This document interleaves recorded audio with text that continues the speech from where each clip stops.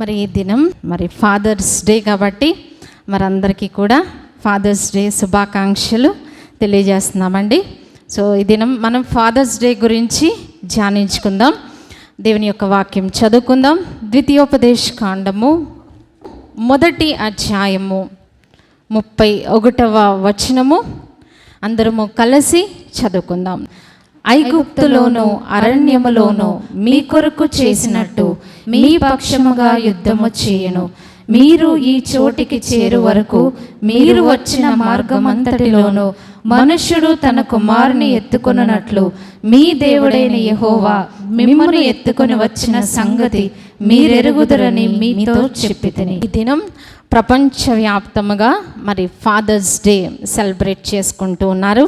కాబట్టి మనము కూడా ఫాదర్స్ డే సందర్భంగా అసలు దేవుడు మనల్ని ఎలాగూ ప్రేమించారు అనే విషయాన్ని ఇక్కడ మనం చూస్తూ ఉన్నాం. ద్వితీయోపదేశ కాండములో ఇశ్రాయేలీలకు ప్రభువారు చెప్తున్నారు ఏమని అంటే, ఐగుప్తులోను అరణ్యములోను మీ కొరకు చేసినట్టు మీ పక్షముగా యుద్ధము చేయును. మీరు ఈ చోటికి చేరు వరకు మీరు వచ్చిన మార్గమంతటిలోనూ మనుష్యుడు తన కుమారుని ఎత్తుకొనినట్లు మీ దేవుడైన యెహోవా మిమ్మును ఎత్తుకొని వచ్చిన సంగతి మీరు ఎరుగుదురు.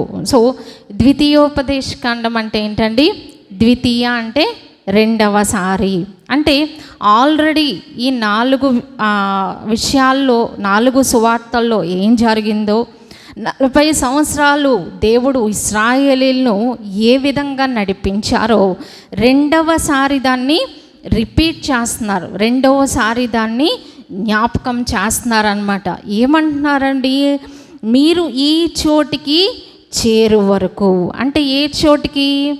ఐగుప్తు నుండి కనాను చేరే వరకు ఈ 40 సంవత్సరాలు ఇశ్రాయేలీలను దేవుడు ఎలా నడిపించారటండి? మనుష్యుడు తన కుమారుని ఎత్తుకొనినట్లు. ఎలా తీసుకొచ్చారంటండి? 40 సంవత్సరములు ఇశ్రాయేలీల్ని ఎలా నడిపించారట? మనుష్యుడు తన కుమారుని ఎత్తుకొనినట్లు. కుమారుడు అంటే ఇక్కడ ఎవరు వస్తారండి? తండ్రి. తండ్రి ఏం చేస్తాడు? బిడ్డలను ఎత్తుకుంటూ ఏం చేస్తారు? వాళ్ళు ఒక స్టేజ్కి చేరే వరకు కూడా వాళ్ళని ఏం చేస్తూ ఉంటారు? హత్తుకొని ఎత్తుకొని నడిపిస్తూ ఉంటారు. అంటే తండ్రి చేతిలో ఏముంటుందండి? బిడ్డలకు, కుమారుడికైనా కుమార్తెకైనా సంరక్షణ. అందుకే ప్రభువారు ఇక్కడ అంటున్నారనమాట, మనకి తెలియని ఒక విషయాన్ని ఏం చేస్తూ ఉంటాం? ఇప్పుడు చాలా కొత్త ఫ్రూట్స్ వచ్చినాయి కదా, డ్రాగన్ ఫ్రూట్ అంటున్నారు. సో ఇవి కివీ ఫ్రూట్స్ అంటున్నారు. సో ఇవన్నీ రీసెంట్గా వచ్చినాయి. అవి ఎలా ఉన్నాయి అని మనం చెప్తాము తెలియని వాళ్ళకి? ఎలా చెప్తామండి? మనకి తెలిసిన ఒక వస్తువుతో పోల్చి లేదా మనకు తెలిసిన ఒక రుచితో పోల్చి ఏం చేస్తూ ఉంటాం?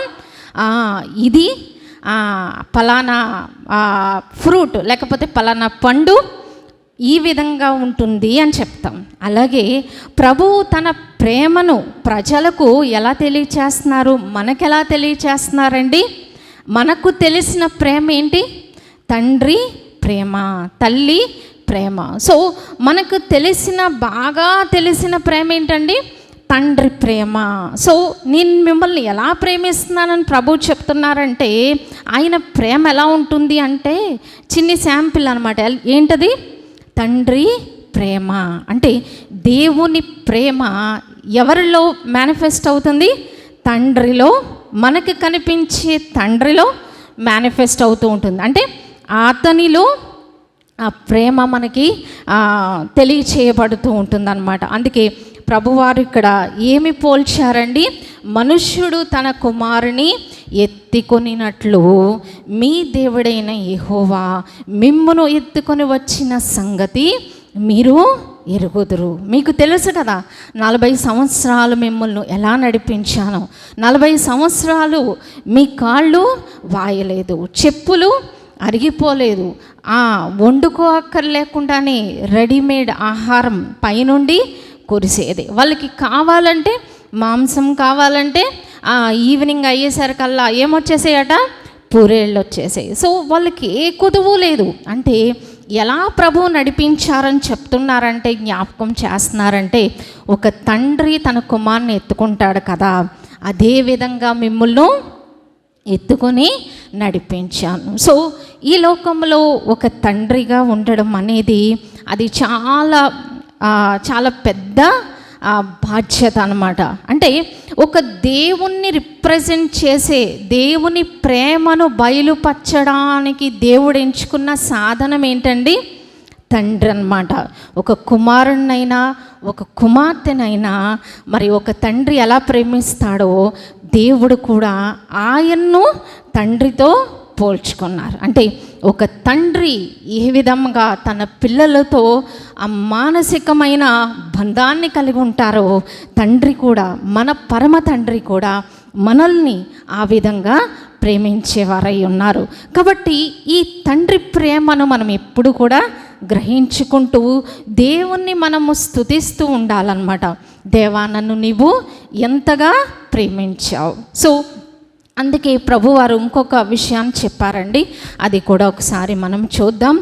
గలతీయులకు రాసిన పత్రిక 4వ అధ్యాయము 6వ వచనము. మరియు మీరు కుమారులై ఉన్నందున నాయన తండ్రి అని మొర్రపెట్టి తన కుమారుని ఆత్మను దేవుడు మన హృదయములలోనికి పంపెను. చాలండి. ఇక్కడ ప్రభువారు ఏం చెప్తున్నారంటే, మీరు కుమారులై ఉన్నందున ఏమని మొరపెడుతున్నామంటే, అంటే మనం ప్రార్థన చేసినప్పుడు ఏమంటాం? నాయన, తండ్రి అంటాం కదా. ప్రభువా, దేవా అనే కన్నా మన ప్రార్థనలో ఎక్కువ రిపీట్ అయ్యే వర్డ్ ఏంటండి? తండ్రి. సో మనం ఈ లోకంలో తండ్రితో ఎంత క్లోజ్గా ఉంటామో, తండ్రి ప్రేమను ఎలా పొందుతామో, తండ్రి నుంచి ఏ విధంగా మనం తండ్రి యొక్క సంరక్షణ మనం పొందుతూ ఉంటామో, అలాగే మనం కూడా దేవుణ్ణి ఏమని వేడుకుంటామంట ప్రార్థనలో? నాయనా, తండ్రి అని మొరపెట్టు తన కుమారుని ఆత్మను దేవుడు మన హృదయంలోనికి పంపెను. సో దేవుని ఆత్మ మన హృదయంలో ఉన్నది కనుక మనము కూడా ప్రభువారిని ఏమంటున్నామండి? ఈ లోకంలో ఉన్న తండ్రినే తండ్రి అనగలం. ఇంకెవరినైనా అనగలమండి? తండ్రి ప్రేమ చాలా యునిక్, అది చాలా చాలా అంటే దానితో సాటి వచ్చే ప్రేమ ఈ లోకంలో ఏది కూడా ఉండదు.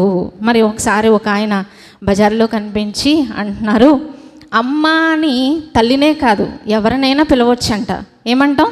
పెద్దోళ్ళైనా, మనకు పెద్దోళ్ళైనా చిన్నోళ్ళైనా ఏమంటాం? అమ్మ అంటాం. కానీ నాన్న అని ఎవరిని అంటాం? మనని కన్న తండ్రిని మాత్రమే నాన్న అని మనం పిలవగలం. అదే తండ్రి ప్రేమ. సో ఇక్కడ ప్రభు ఏం చెప్తున్నారంటే, మనం ఏ విధంగా ప్రార్థన చేస్తామట? నాయనా, తండ్రి అని మొరపెట్టే తన కుమారుని ఆత్మను దేవుడు మన హృదయంలోనికి పంపారట. అందుకే ఇక్కడ ఏమంటున్నారంటే, కాబట్టి నీవిక దాసుడవు కావు, కుమారుడివే. కుమారుడవైతే దేవుని ద్వారా వారసుడు. అంటే ఒక తండ్రి, ఈ లోకంలో మనం ఒక తండ్రి ప్రేమ గురించి ఆలోచించినప్పుడు దేవుని ప్రేమ ఎలా ఉంటుందో మనకి తెలుస్తుంది అన్నమాట. అంటే తండ్రి యొక్క పరితపన ఎలా ఉంటుందండి? నా బిడ్డలు బాగా ఉండాలి, ఆరోగ్యంగా ఉండాలి, బాగా చదువుకోవాలి, మంచి స్థితిలోనికి రావాలి అని తండ్రి పడే ఆ పరితపన, ఆ పరితపించి ఆ ప్రేమను గురించి మనం ఆలోచించినప్పుడు దేవుని ప్రేమ ఇలాగూ ఉంటుంది. అయినప్పటికీ కూడా తండ్రి ప్రేమ అందులో ఏంటండి? చిన్ని శాంపిల్ అన్నమాట. మనం కూర టేస్ట్ చూడాలంటే ఏం చేస్తామండి? కొంచెం చూస్తాం కదా. అన్నం ఉడికిందో లేదో కొంచెం చూస్తాం. అంటే ఈ లోకంలో దేవుని ప్రేమ ఎలా ఉంటుంది అంటే కొంచెం టేస్ట్ అన్నమాట. మనకి ఎలా ఉంటుంది? తండ్రి ప్రేమ. సో తండ్రి ఏ విధంగా మరి ఈ 40 సంవత్సరాలు కూడా ఇశ్రాయేలీలను నడిపించారో, నేను కుమారుడుని తండ్రి ఎత్తుకున్నట్లయినా నడిపించారట. అలాగే మనం గర్భంలో నుంచి బయట పడింది మొదలుకొని ఇన్ని సంవత్సరాలు దేవుడు మనల్ని ఎలా నడిపించారండి?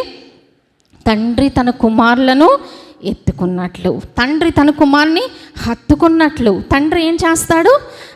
తన కుమారునైనా కుమార్తెనైనా ఏం చేస్తారండి? రొమ్మున ఆనించుకుంటారు. అంటే ఆ రొమ్మున ఆనుకోవటంలో ఏముంటుంది? భద్రత. ఏముంటుందండి బిడ్డలకు? భద్రత. అలాగే మన దేవునిలో మనకున్న ప్రేమ ఈ లోకంలో ఒక తండ్రి ప్రేమతో పోల్చినట్లుగా మనం చూస్తూ ఉన్నాం. సరే, అయితే ఒక తండ్రిగా దేవుడు ఇచ్చిన ఈ రెస్పాన్సిబిలిటీ, ఈ బాధ్యత చాలా గొప్పదన్నమాట. అంటే దేవుని ప్రేమను చూపించడం అంటే అది మామూలు విషయం కాదు. అది ఎంతవరకు మనం సక్సెస్ఫుల్గా తండ్రి పాత్రను పోషించాలి అనే విషయం కూడా దేవుని యొక్క వాక్యం తెలియచేస్తుందండి. అందుకని కీర్తనల గ్రంథము 128వ అధ్యాయంలో ఒక మరి సక్సెస్ఫుల్ ఫాదర్, ఒక బాధ్యత కలిగిన తండ్రి ఏ విధంగా ఉంటారో మనకి తెలుస్తుందన్నమాట. కీర్తన 128 4వ వచనంలో ఏముందండి? యెహోవా యందు భయభక్తులు గలవాడు ఇలాగూ ఆశీర్వదింపబడును. చాలండి. యెహోవా యందు భయభక్తులు గలవాడు ఇలాగూ ఆశీర్వదింపబడును. అంటే ఒక ఆశీర్వదించబడిన తండ్రి, ఒక సక్సెస్ఫుల్ ఫాదర్ ఎలాగో ఆశీర్వదించబడతాడట. మనం చాలా ఆర్టికల్స్ చదువుతూ ఉంటాం. ఒక ఆర్టికల్లో ఒకళ్ళు రాసుకొచ్చిన విషయం ఏంటంటే, పెద్ద జర్నలిస్ట్ అన్నమాట, ఒక బిడ్డలు అంటే మనకి తెలుసు రాకెట్స్ ఏంటది షటిల్ ఆడే దాంట్లో సైనా నెహ్వాల్ అనే ఆమె గురించి తెలుసు. ఆమె ఏం చేసిందండి? ఒలింపిక్ ప్రపంచంలోనే నెంబర్ 1 స్థానంగా ఆమె నిలిచింది. ఆమె పేరు సైనా అన్నమాట. అంటే ఆమె ఆర్టికల్ గురించి చదివినప్పుడు అందులో ఒక తండ్రి అన్నమాట. ఆ తండ్రి ఏం చేస్తాడు? ఆ బాల్యంలోనే ఈమెకు చక్కగా షటిల్ ఆడే టాలెంట్ ఉంది అని గుర్తించి ఏం చేశాడు? ఆమెని చిన్నప్పటి నుంచి రోజు అతను ట్రైనింగ్కి వెళ్ళేవాడంట. ఆమెతో పాటు వెళ్ళి ఆ ట్రైనింగ్ అంతట్లో ఆమెతో ఉండి ఆమెకు అన్ని విషయాల్లో మరి ఆమె చెప్తుందనమాట, నేను ఈ స్థితిలో ఉండడానికి కారణం నా తండ్రి. అంటే తండ్రి ఏం చేస్తాడు? బిడ్డల్లో ఉన్న చక్కని టాలెంట్, వాళ్ళలో ఉన్న గిఫ్ట్ని మనం గుర్తించి ఏం చేస్తాడు? ఒక బాధ్యత గల తండ్రి ఏం చేస్తాడు? ఆ బిడ్డను అందులో షైన్ అవ్వడానికి తన వంతు తాను ప్రయాసపడుతూ ఉంటాడు. ఈ కాలంలో పిల్లల్ని చదివించడం అంటే ఏంటండి? వాళ్ళతో పాటు మనం కూడా చదువుకున్నంత కష్టపడితేనే పిల్లలు బాగా చదువుకోవాలి. అంటే వాళ్ళు 5 గంటలకు లేవాలంటే మనం ఏం చేయాలి? మనం కూడా 5 గంటలకు లేవాలి. అంటే మనం చదువుకున్నప్పుడు ఎంత కష్టపడ్డామో ఇప్పుడు పిల్లలను పైకి తీసుకురావడానికి మనం అంత కష్టపడాలి. అంటే ఒక తండ్రి ఏం చేస్తాడు? కష్టపడడానికి ఇష్టపడతాడు. ఇప్పుడు మన ఇండియన్ కల్చర్లో, భారతదేశం ట్రెడిషన్స్లో ఏంటంటే తండ్రి పాత్ర చాలా నామినల్గా ఉంటుంది. అంటే తండ్రిని ఎలా చూస్తారు? చాలా గౌరవంగా. అంటే తండ్రి స్థానం ఎంతవరకు? అల్లరి చేయకూడదు, మాట్లాడకూడదు, డాడీ ఉన్నప్పుడు ఏమీ సౌండ్ వినిపించకూడదు అన్నీ ఏం చేస్తారు? తండ్రి యొక్క బాధ్యతను లిమిట్ చేస్తూ ఉంటారనమాట. అంటే పిల్లల్ని పెంచడంలో తల్లి పాత్రే కాదు, తండ్రి పాత్ర కూడా చాలా ప్రాముఖ్యమైనదన్నమాట. అంటే ఒక తల్లి పాత్ర 50% అయితే తండ్రి పాత్ర 50%. అంటే నేను చెప్పబోయే అంశము సైనా నెహ్వాల్ గురించి చెప్పాను. ఆమె ఒక టెన్నిస్ స్టార్గా ఎదిగిందంటే కారణం తన తండ్రి. మరి తండ్రి ఏం చేశాడు? కుమార్తెతో పాటు కష్టపడ్డాడు కాబట్టి తను గర్వంగా ఏం చెప్పగలుగుతుంది? నా వెనకాల, నా విజయానికి వెనకాల నా తండ్రి ఉన్నాడు. అలాగే హంపి అనే ఆమె గురించి తెలుసు, చెస్ ప్లేయర్. ఆమె కూడా ప్రపంచంలోనే నెంబర్ 1. ఆమె కూడా ఏం చెప్పింది? తను ఎక్కడికి వెళ్ళినా ప్రపంచ దేశంలో అనేక చోట్ల వాళ్ళు గేమ్స్ ప్లే చేయడానికి వెళ్తూ ఉంటారు. చాలా దేశాలు వాళ్ళ అమ్మ ఉండదంటే వెనకాల ఎవరు ఉంటారు? తండ్రే కూడా ఉంటాడు. అంటే ఎంత సాక్రిఫైస్ చేయాలి, ఎంత త్యాగము చేయాలి ఒక తండ్రి. సో అంటే ఆమె అంత సక్సెస్ఫుల్ అయ్యిందంటే కారణం ఏంటండి? తండ్రి యొక్క కష్టము. అంటే ఆర్టికల్లో నేను చదివాను అనమాట. అంటే ఒక కూతురు కానీ ఒక కొడుకు కానీ ఒక సక్సెస్ఫుల్గా ఎదిగారు అంటే కారణం వెనకాల ఎవరు ఉంటారండి? తండ్రి పాత్ర చాలా ప్రాముఖ్యం. ఏ బిడ్డ గురించి అయితే తండ్రి శ్రద్ధ తీసుకుని మరి బిడ్డల విషయంలో పనిచేస్తారో ఆ బిడ్డల భవిష్యత్తు చాలా బాగుంటుంది అని లోకస్తులు రాసిన ఆర్టికల్స్లో వాళ్ళు వ్రాసారు. అంటే ఒక తండ్రి యొక్క పాత్ర కుటుంబంలో ఎంత ప్రాముఖ్యమైనదో మనం ఆలోచించాలి. దేవుడే తండ్రి ప్రేమతో పోల్చారంటే దేవుని ప్రేమను కనిపించని దేవుణ్ణి కనిపించే తండ్రులు ఏం చేయాలండి? ఆ ప్రేమను ఎగ్జిబిట్ చేస్తూ ఉండాలి. అందుకే చాలామంది తండ్రులు ఏం చేస్తూ ఉంటారు? పిల్లలు అల్లరి చేస్తే అస్సలు తట్టుకోరు, కోపం వచ్చేస్తూ ఉంటుంది. కొంచెం అల్లరి చేసినా చికాకు పడిపోతూ ఉంటారు. అదే దేవుడు ఒక హెచ్చరిక కూడా ఇక్కడికి మనకి ఇచ్చారనమాట. సో దానికి ముందుగా మనం ఇక్కడ 128వ అధ్యాయంలో చూస్తే ఇక్కడ ఏముందండి? ఇలాగూ ఆశీర్వదింపబడి. ఎలాగో ఆశీర్వదించబడతాడట పైన 3వ వచనంలో ఉంది, నీలోగిట నీ భార్య ఫలించు ద్రాక్షవల్లి వలె నుండును, నీ భోజనపు బల్ల చుట్టూ నీ పిల్లలు ఒలీవ మొక్కల వలె నుందురు. చాలండి. అంటే ఒక తండ్రి విషయంలో ఒక తండ్రి దేవుని యెడల భయభక్తులు కలిగి ఉంటే ఏమవుతుందట? భార్య ఫలించు ద్రాక్షావల్లి. ద్రాక్షావల్లి అంటే మనకు ఎవరు గుర్తొస్తారండి? ప్రభువారు ఎవరితో పోల్చుకున్నారు? నేను నిజమైన ద్రాక్షావల్లి. అంటే ప్రభువారి యొక్క పోలిక ఒక భార్య పోలికను మనం చూస్తూ ఉన్నాం. అంటే భార్య ఎలా ఉంటుందట? నీ లోగిట అంటే నీ ఇంటిలో నీ భార్య ఎలా ఉంటుంది?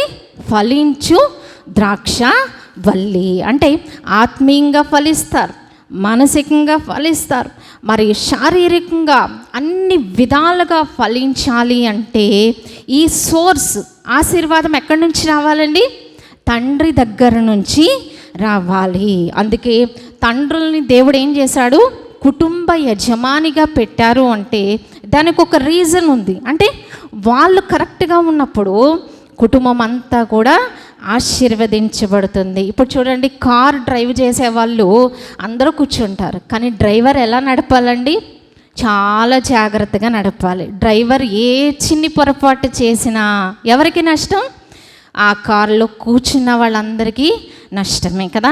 సో ఒక కుటుంబ యజమాని, ఒక తండ్రి పాత్ర ఎంత ప్రాముఖ్యం మనం చూస్తున్నాం. అంటే భార్యకు ఫలించాలి. భార్య ఆత్మీయంగా, మానసికంగా, శారీరకంగా ఆరోగ్యవంతురాలుగా ఉండాలంటే వెనకాల ఎవరు ఉండాలండి? తండ్రి ఆశీర్వాదము. తర్వాత మనము చూస్తే నీ భోజన బల్ల చుట్టూ నీ పిల్లలు ఒలీవ మొక్కల వలె ఉందరు. భార్య ద్రాక్షవల్లిలా ఉంటే పిల్లలు ఎలా ఉంటారట? ఒలీవ మొక్కల వలె ఉంటారు. అందుకే న్యాయాధిపతుల గ్రంథంలో ఉంటుంది, ద్రాక్షవల్లి ఒలీవ మొక్కలు ఏం చేస్తాయట? దేవుణ్ణి ఘనపరుస్తాయి, మానవులను కూడా ఘనపరుస్తాయంట. అంటే దేవునికి ఉపయోగమే, మనుషులకి ఉపయోగమే. ఏంటంటే రెండు, ద్రాక్ష చెట్టు, ఒలీవ మొక్క. అంటే ఈ రెండు కూడా మన ఫ్యామిలీలో ఉండాలి అంటే ఎవరు? తండ్రి చక్కగా సామర్థ్యము కలిగిన తండ్రి అయినప్పుడు భార్య ఫలించు ద్రాక్ష వలె ఉంటుంది, పిల్లలు ఒలీవ మొక్కల వలె ఉంటారు. సో మనం ఫైనల్ కంక్లూషన్కి వచ్చేద్దామండి. సో దేవుడు ఒక హెచ్చరిక కూడా తండ్రులకు ఇచ్చారండి. అదేంటో కూడా మనం చూద్దాము. కొలసీలకు రాసిన పత్రిక 3వ అధ్యాయము 21వ వచనము చదువుకుందాం. 3:21. తండ్రులారా, మీ పిల్లల మనస్సు కృంగకుండునట్లు వారికి కోపం పుట్టింపకుడి. చాలండి. ఈ వాక్య భాగంలో ఇక్కడ తండ్రులకు ఒక హెచ్చరిక ఇస్తున్నారు. ఏంటంటే అది, మీ పిల్లల మనస్సు కృంగకుండునట్లు వారికి కోపము పుట్టింపకుడి. అంటే తండ్రులు ఏం చేస్తూ ఉంటారు? ఎక్కువ కోపము పుట్టిస్తూ ఉంటారు. అందుకే ఇంకొక చోట ఏముంది తిమోతి పత్రికలో, పురుషులు కోపము సంశయమును మాని. అంటే పురుషులకి ఎక్కువ ఏమొస్తుంది? కోపం వస్తుంది కదా. అందుకని పిల్లల్ని ఏం చేస్తూ ఉంటారు, చిన్ని చిన్ని విషయాలకు బిడ్డలు కొంచెం అల్లరి చేసినా కోపం వచ్చేస్తూ ఉంటుంది, సౌండ్ చేసినా కోపం వచ్చేస్తుంది. కానీ ఇక్కడ ఏం చెప్తున్నారంటే మీ పిల్లల మనస్సు కృంగకుండునట్లు, అంటే ఇంగ్లీష్ బైబిల్లో యాంప్లిఫైడ్ వెర్షన్లో చాలా వర్డ్స్ ఉన్నాయన్నమాట. ఏంటంటే డు నాట్ ప్రవోక్ అంటే రెచ్చగొట్టడం అన్నమాట. అంటే వాళ్ళను కాని మాటలు అనడం ద్వారా వాళ్ళు మానసికంగా ఏమవుతూ ఉంటారండి, కృంగిపోతూ ఉంటారనమాట. అంటే అందరన్న మాటలు వేరు, తండ్రి అన్న మాట వేరు. సో తండ్రి అన్నప్పుడు ఆ మాట ఎక్కడ గుచ్చుకుంటుందండి, హృదయం లోపల గుచ్చుకొని వెళ్ళిపోతుంది. అందుకే వాళ్ళ మనసులు ఏమవుతాయట, కృంగిపోతూ ఉంటాయి. ఇంకోటి ఏముందంటే డు నాట్ ఇరిటేట్, అంటే విసిగించడం అన్నమాట. చాలాసార్లు తండ్రులు ఏం చేస్తూ ఉంటారంటే పిల్లలను విసిగిస్తూ ఉంటారు. సో ఇవన్నీ మనం టెస్ట్ చేసుకుంటే తెలుస్తుంది. అలాగే డు నాట్ బి హార్డ్, అంటే కఠినంగా ఉండకూడదు అనమాట. వాళ్ళతో చక్కగా ప్రేమతో ఇంటరాక్ట్ అవుతూ ఉంటే వాళ్ళ మనసులు ఎలా ఉంటాయట, మీ పిల్లల మనస్సు కృంగకుండునట్లు, అంటే మెంటల్గా వాళ్ళు మానసికంగా మంచి స్ట్రాంగ్గా ఉండాలి, ఎమోషనల్గా స్ట్రాంగ్గా ఉండాలంటే ఏం చేయాలండి, పిల్లల మనసు కృంగకుండునట్లు తండ్రులు ఏం చేయకూడదట, పిల్లలకు కోపము పుట్టించకూడదు. సో ఇవన్నీ కూడా చాలా విషయాలు ఉన్నాయి. మనం కొన్ని విషయాలు జ్ఞాపకం చేసుకున్నాం. మరి మొట్టమొదటిగా మనం ఏం జ్ఞాపకం చేసుకున్నామండి, ద్వితీయోపదేశకాండం 1వ అధ్యాయం 31వ వచనంలో మనం చదువుకున్నాం ఏ విధంగా కుమారుడు మరి కుమారుని ఎత్తుకున్నట్లు నేను మిమ్మల్ని ఎత్తుకొని వచ్చానని ప్రభువు చెప్తున్నారు. అందుకే నాయనా తండ్రి అని మొరపెట్టే ఆత్మను దేవుడు మనకి ఇచ్చారు. అందుకే తండ్రులు ఎలాంటి వారంటే పిల్లలకు ఒక కంచె లాంటి వారు అన్నమాట. అందుకే బైబిల్ గ్రంథంలో తండ్రి లేని వారికి దేవుడు ఇచ్చిన ఒక అభయం ఏంటంటే తండ్రి లేని వాని జోలికి వెళ్ళకూడదట, తండ్రి లేని వాని పొలములోనికి వెళ్ళకూడదు, ఎందుకంటే వారి విమోచకుడు బలవంతుడు. అంటే ఇక్కడ మనం చూస్తే తండ్రి పాత్ర ఎంత గొప్పదో మనం చూస్తున్నాం. ఈ లోకంలో తండ్రి ఉన్నంత కాలం పిల్లలకి ఏముంటుందండి, సెక్యూరిటీ అన్నమాట. అంటే మా నాన్న ఉన్నాడు, మాకేమీ పర్వాలేదు అని అనుకుంటూ ఉంటాం, ఎవరికైనా ఆ ధైర్యము. కానీ తండ్రి లేని వారి పక్షంగా ఎవరు తండ్రిగా ఉంటారట, ఆయనే తండ్రిగా ఉంటారు. అందుకే తండ్రి లేని వాని పొలములోనికి నీవు వెళ్ళకూడదు అని దేవుడు ఖచ్చితమైన ఆజ్ఞను కూడా ఇచ్చినట్లుగా మనం చూస్తూ ఉన్నాం. సో ఫైనల్గా మనం వచ్చినట్లయితే మనము తండ్రి యొక్క ప్రేమను ధ్యానించాము. చివరిగా తండ్రి, ఆశీర్వదించబడిన తండ్రి ఎలా ఉంటాడండి, భార్య ఫలించు ద్రాక్షవల్లిగా, పిల్లలు ఒలీవ మొక్కలుగా. సో ఫైనల్గా దేవుడు ఒక కాషన్, వార్నింగ్ కూడా ఇచ్చారు. ఏంటది, పిల్లల మనసు కృంగపోకుండానట్లు ఏం చేయాలట, వాళ్ళకి కోపము పుట్టించకూడదు. సో తండ్రులు ఆ విధంగా ఉండడానికి ప్రయత్నం చేయాలి, తల్లులు తండ్రులు ఆ విధంగా ఉండేలాగా ప్రార్థన చేయాలి, ప్రోత్సహించాలి, గైడ్ చేయాలి, మనము కూడా ఆ విధంగా మోటివేట్ చేయాలి. ప్రభు అట్టి కృపలు మనందరికీ దయచేయనుగాక. ఆమేన్. పరిశుద్ధుడు అన్న మాటలు మాలో ఫలింపచేయమని యేసు నామమున ప్రార్థించి వేడుకుంటున్నాం తండ్రి. ఆమేన్.